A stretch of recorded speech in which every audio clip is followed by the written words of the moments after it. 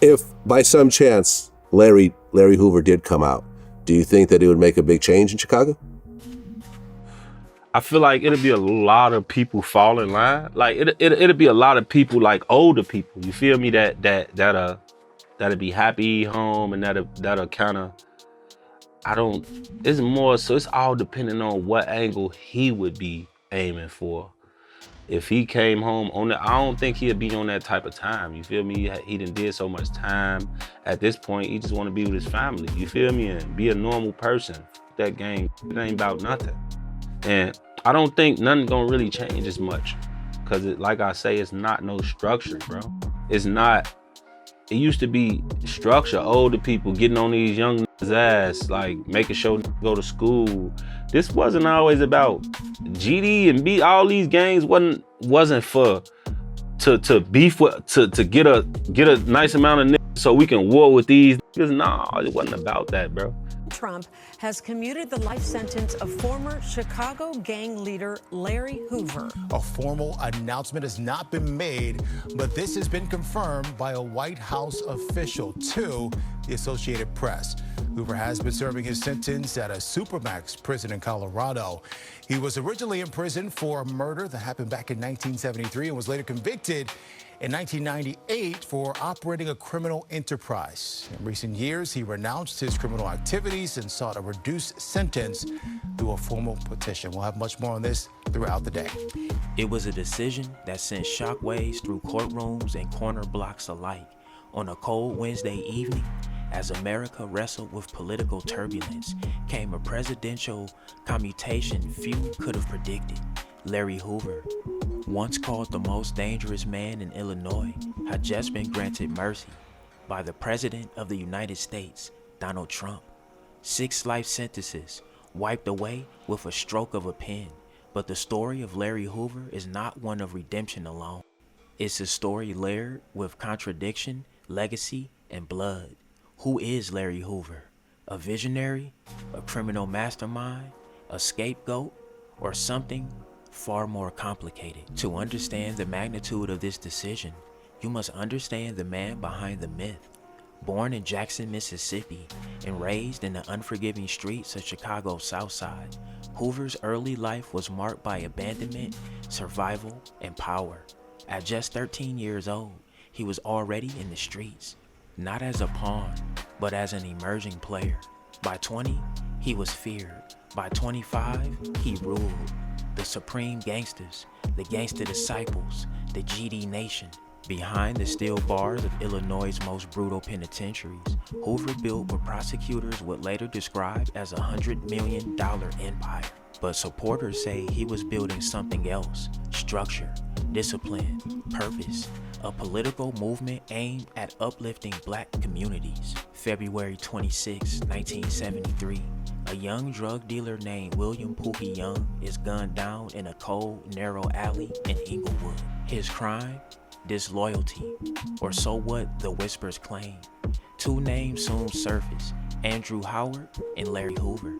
Howard was captured in March. Hoover, weeks later, found behind the wheel of a stolen truck.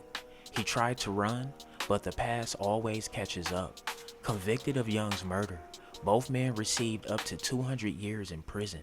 For most, that would be the end, but for Hoover, it was just the beginning. Even behind bars, Hoover's power only grew. In secret, he orchestrated a criminal network with tens of thousands of members. The reach was staggering. 35 states, dozens of cities, untold violence. Authorities said he ordered beatings, murders. He laundered money through churches and record labels, paid off politicians. The Gangster Disciples, they said, weren't just a gang. They were a shadow government. They had soldiers, lieutenants, commanders, and at the very top, in a concrete cell in Illinois, Larry Hoover. Then came the raid, August 22nd, 1995.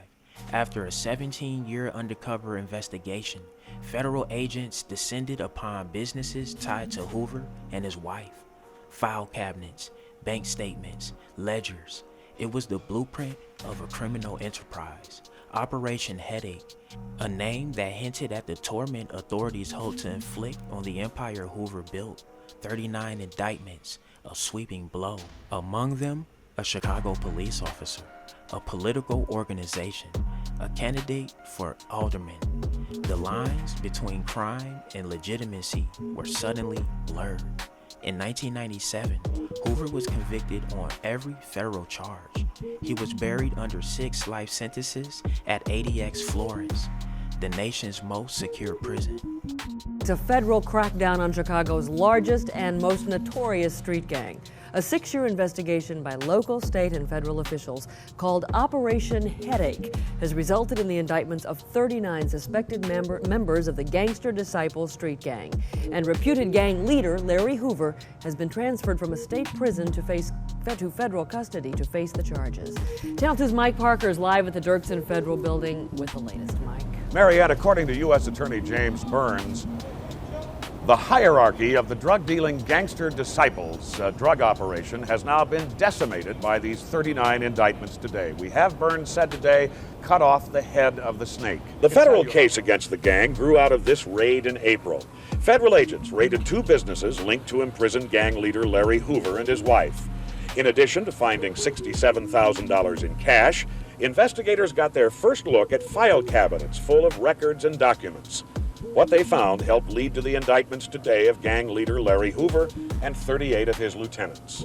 They have had a 25-year conspiracy going in this area that is clearly charged in the indictment, and the heart of the conspiracy was to distribute coke, crack, heroin, and marijuana. Although he's been in prison on murder charges, authorities say Larry Hoover has been the gang's primary policymaker, and that policy was enforced through violence, physical beatings, up to and including murder. And firms like those targeted in that April raid were apparently involved. Narcotics profits were laundered, the indictments say, through legitimate businesses, and the gang's drug dealers were allegedly ordered to pay political money to the gang's political arm, the group known as 21st Century Vote. A leader of that group, former aldermanic candidate Wallace Gator Bradley, today decried the indictments. I think the people in the community need to see that this is a continuation of a movement against any black organization that stand up for the betterment of their people. One of the 39 suspects indicted today is Chicago police officer Sonia Irwin. Today, Police Superintendent Matt Rodriguez would say only that she was part of the conspiracy and is expected to surrender. Rodriguez would not comment on a report that Sonia Irwin was in fact living with the number 2 leader of the Gangster Disciples. So far, 22 of the 39 suspects are now in custody. The others are being sought. Mike Parker reporting live from the Dirksen Federal Building. Bill, back to you. Well, Michael, Larry Hoover is not exactly a name known in most households, but cops, the FBI, and community leaders know him as the powerful leader of the Gangster Disciples. Hoover is a convicted murderer serving a 150 to 250-year prison term. But Hoover told Channel 2 News that he changed and wants to help young black men. Hoover is largely responsible for a summit that produced a gang truce. The rate of violence dropped. Now some community leaders say Hoover is a scapegoat for prosecutors. It's a shame that a person that has so much influence, positive influence in the community, is being, I would think, his true story is not being told. Despite Hoover's alleged help with the gang summit, his parole has been denied 13 times. Law enforcement officials hope Operation Headache proves to be a fatal headache from which the Gangster Disciples will not recover. Many decent, hard-working people in Disciple neighborhoods are applauding today's raids and indictments. But just as many question if they'll really do any good. Channel 2's Sylvia Gomez joins us with that part of the story. Sylvia? Marianne, the reaction has been interesting. In fact, a lot of people are indeed applauding what happened today, but sadly they admit they don't believe anything is going to change. Oh yeah, they believe that for a couple of days maybe a GD member won't be selling drugs on this corner. Maybe for a couple of days that same member won't be intimidating somebody on that corner. But ultimately things are going to cool down. Maybe by next week, maybe by next month, it'll be business as usual. You look around some of the neighborhoods the Gangster Disciples rule and you see life goes on. Children still play, double dutch still swings. But even the children like Kenyatta Washington know about the GDs and the destruction that follows them. They teaching these little young kids around here how to sell drugs, how to do drugs. They don't care once they selling people that stuff. They don't know what it can do to them. There isn't even a time many here at Stateway Gardens can recall life without GDs or life without reputed leader Larry Hoover. It's the mothers who most fear him. It's the mothers who are the most resigned to his power, even if it is from behind bars. They're gonna always honor Hoover. These boys, they're gonna listen to Hoover regardless, wherever he at. They still gonna be out here for him. Doing his work and whatever it is, that he want them to do. That's just what they're gonna do. So Hoover's still king? It's gonna be like that. I guess until he dies. It's not fair. Y'all just taking them off for nothing. Them my folks. He's one of them, he says, a gangster disciple defending the alleged leaders busted today. What none of us understands, he claims, is that drugs and violence are necessary evils, that Robert Taylor homes need the disciples. And there are those who agree. What about all the drugs and the violence? We getting it from y'all. We getting that from. We don't create, we don't grow it. That get delivered here, and we just get it out here, and that's the only way we can survive. They say selling drugs and everything. That's a way of life. That's a way a lot of people feeding their kids. If it wouldn't be for drugs, a lot of kids wouldn't even eat. Now, some even say the Gangster Disciples are a positive influence. All admit, Bill, they are a powerful influence, and it's going to take more than just one sweep to take them out. Thanks, Sylvia. So what does the crackdown mean to the people who live there? The executive director of the Chicago Crime Commission says it's good news in the short term. I think there'll be a noticeable drop for a while in violent gang-related crime. In the last 4 months, this gang is responsible for 42 murders in Chicago, just in 4 months, in just one gang. 16 shootings where the people didn't die, the victims didn't die. And they're present in 22 states, 66 cities, 80 counties in Illinois. But in the long run, Kirkpatrick says he expects violent crime to resume an escalating curve. Even with today's gang sweep, the question remains, will the arrests really curb crime? And yet, the name never faded. Kanye West, Chance the Rapper, activists, politicians, family, they said Hoover had changed. The community, he started showing that he actually had power, that he wasn't just one of a monolithic voice, but he could wrap people around. So there's theories that there's infinite amounts of universe and there's alternate universe. So it's very important for me to get Hoover out, because in an alternate universe, I am him. And I have to go and get him free, because he was doing positive inside of Chicago. Back into the city. So those are, and also Larry Hoover is an example of a man that was turning his life around. And as soon as he tried to turn his life around, they hit him with 6 life sentences. So I believe you say don't tear down the statues. Larry Hoover is a living statue. He's a beacon for us that needs to see his family. That the violence wasn't his legacy, but a detour. That he could be a symbol for peace, a living lesson for lost youth. They petitioned, campaigned, pleaded. He deserves redemption, said his son. He deserves to come home. It was a long shot. President Donald Trump agreed to commute 6 life sentences, a second chance, or a second storm. The former lead prosecutor in Larry Hoover's federal case reacting this afternoon with disappointment, telling us there are just some offenders and crimes that are not deserving of clemency, and Hoover falls in that category. But this afternoon, President Trump disagreeing, commuting Hoover's 6 life sentences on federal convictions to time served.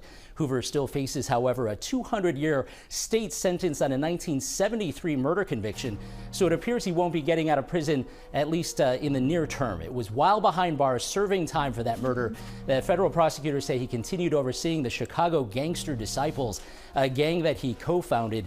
And in 1997, he was convicted of running a criminal enterprise. But Hoover's attorney says over the years, Hoover has been rehabilitated and written numerous letters talking about his experience, how he turned to crime, and the good he can do in steering young people away from a similar fate. He is being held because he is a symbol, not because he needs further incarceration or he hasn't been rehabilitated. He's been a model prisoner for many, many years. He's been examined. He has been determined to be no risk. If Larry Hoover said there was going to be a killing, there was a killing. If Larry Hoover said there was going to be a beating, there was a beating. If Larry Hoover said there was going to be a drug deal, there was a drug deal. Hoover's case has drawn the attention of a number of advocates and public figures, including Chance the Rapper and Kanye West. Hoover is currently serving time in Colorado, but with that state sentence, he'll likely be moved at some point to a prison in Illinois. But Hoover isn't free, not yet. He still carries a 200-year state sentence. His name still echoes in the neighborhoods of Chicago. Mothers still speak his name in whispers. Children still know who he is. And in some corners, they still follow his voice. Law enforcement remains skeptical. Former prosecutors call the decision dangerous, a betrayal. If Larry Hoover said there would be a killing, there was a killing, one said. Has the man truly changed? Or have we simply chosen to forget what he once was? Larry Hoover's future now rests in the hands of the state, but his story is far from over. Is he a reformed soul, or the architect of decades-long destruction? The line between redemption and manipulation has never been thinner, and somewhere in the silence of a prison cell, the king waits. Alright, y'all, there y'all have it, man. That's the story of Larry Hoover being freed from the feds. Hey, y'all think he gonna come home from the state?